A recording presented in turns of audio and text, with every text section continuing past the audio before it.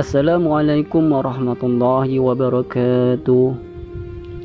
Alhamdulillahi rabbil alamin, wassalatu wassalamu ala asrafil anbiya'i wal mursalin wa ala alihi washabihi ajma'in.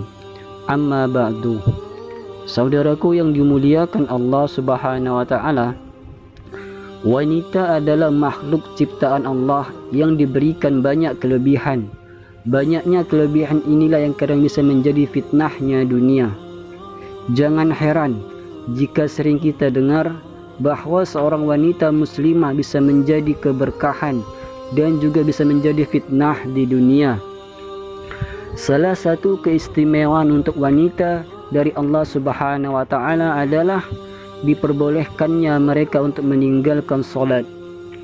Namun tentu saja hal ini hanya bisa dilakukan pada saat menstruasi saja. Selebihnya solat adalah ibadah wajib yang harus dijalankan dan berdosa jika ditinggalkan. Meski diberikan keistimewaan, ternyata Allah memberikan ancaman akan menolak solat bagi wanita tertentu. Beberapa di antara mereka tetap khusyuk solat karena merasa telah menjalankan kewajibannya kepada Allah Subhanahu wa taala. Padahal Allah tidak menerima solatnya. Bahkan para wanita tersebut akan mendapat murkanya dari Allah Subhanahu wa taala. Mengapa Allah demikian marah sehingga murka dan menolak ibadah mereka? Seperti apakah ciri wanita yang solatnya tidak diterima Allah Subhanahu wa taala? Hal ini juga berlaku bagi wanita yang sudah menikah. Dengan demikian, wanita yang sudah menikah pasti tahu apa penyebab marah dan murkanya Allah kepada wanita sehingga menolak salat mereka. Sahabat rahimakumullah yang dimuliakan Allah Subhanahu wa taala,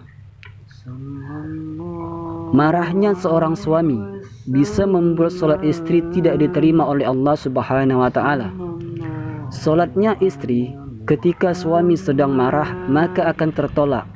Diriwayatkan dari Ibnu Abbas radhiyallahu an, Rasulullah sallallahu alaihi wasallam bersabda, ada 3 manusia yang salat mereka tidaklah naik melebihi kepala mereka walaupun sejengkal, yaitu seorang yang mengimami sebuah kaum tetapi kaum itu membencinya, seorang istri yang tidak sementara suami sedang marah kepadanya, dan 2 orang bersaudara yang saling memutuskan silaturahmi. Hadis riwayat Ibnu Majah. Oleh sebab itu, seorang istri haruslah pandai menjaga perasaan suaminya dan janganlah sampai membuat suaminya bersedih bahkan marah terhadapnya. Jika hal ini terjadi, maka ia harus segera meminta maaf kepada suaminya agar kemarahan tersebut tidak berubah menjadi murkanya Allah Subhanahu wa taala. Tingginya kedudukan suami dalam rumah tangga bahkan digambarkan oleh Rasulullah sallallahu alaihi wasallam dalam sabdanya, tidaklah pantas bagi seorang manusia untuk sujud kepada manusia yang lain. Seandainya pantas atau boleh bagi seorang untuk sujud kepada orang lain, niscaya aku perintahkan istri untuk sujud kepada suaminya karena besarnya hak suami terhadapnya. Hadis riwayat Ahmad. Ketika hubungan suami istri sedang dilanda konflik atau permasalahan, keduanya haruslah segera menyelesaikan permasalahan tersebut dengan kebijaksanaan. Janganlah pernah membiarkan permasalahan tersebut berlarut-larut. Ingatlah akan kewajiban satu sama lain dan janganlah sungkan meminta maaf apabila berbuat kesalahan. Saudaraku yang dimuliakan Allah Subhanahu wa taala, demikianlah pembahasan singkat tentang ulasan mengenai ciri wanita yang solatnya ditolak oleh Allah Subhanahu wa taala. Untuk itu, ada baiknya kita menghindari ciri yang demikian agar amal ibadah solat yang dilakukan berbuah pahala, bukan murkanya dari Allah Subhanahu wa taala.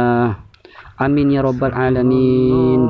Singkat cerita, wassalamualaikum warahmatullahi wabarakatuh.